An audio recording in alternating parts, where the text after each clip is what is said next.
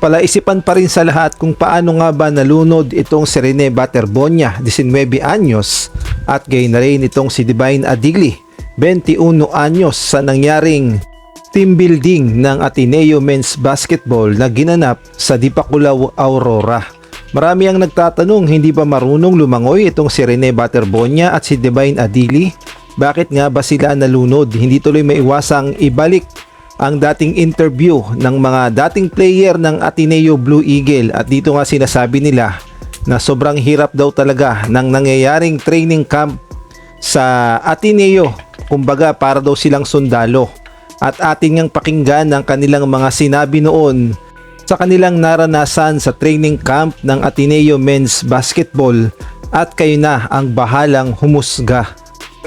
Kami nung pumunta kami ng Baler, para siyang pumunta talaga, walang basketball, as in sa beachfront lang kami. Tipin mo, first night natin, mayroong siren at 4 a.m. Yung sa megaphone. Yung megaphone may siren. As in, kailangan nyo talaga gumising. Punta kayo sa beach, parang pupush-upin kayo. Para talaga pang sundalo yung... Tapos, may mga parang challenges kami dati nun. Kailangan mag-relay papunta sa tubig. Isa pa rin, lakas ng alon yun, diba? Surf. So, parang kailangan nyo mag-relay. Tapos may mga jogging kami doon. Wala namang nalunod. Muntik na. Si G-Boy Babylonia. Delikado yun. Ginawa nyo. Po 1 week po kaming magkakasama lang.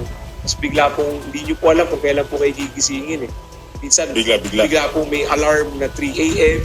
Tapos po magla-lunges kami sa buhangin. Tapos lalangoy din po kami. Kasi siyempre, iba nyo pong kasama, hindi naman po marunong lumangoy.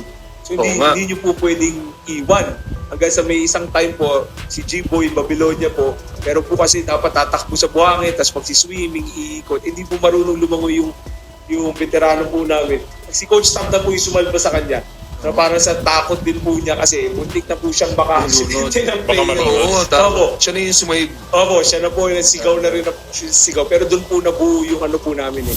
Yung tinatawag nga po namin na Band of Brothers po namin. Tapos po 1 week po. At kung kayo naman ang tatanungin base sa inyong narinig sa mga interview ng mga dating ex-Ateneo, napasobra nga ba sa training ang Ateneo pagdating sa kanilang mga player? Maaari kayong magbigay ng komento sa comment section, at bago tayo magtapos, paki-like naman, paki-subscribe, paki-pindot na rin ang notification bell para updated ka sa susunod kong i-upload. At muli, magbigay tayo ng sandaling katahimikan dito kay Rene Baterbonia at gayon na rin kay Divine Adigli.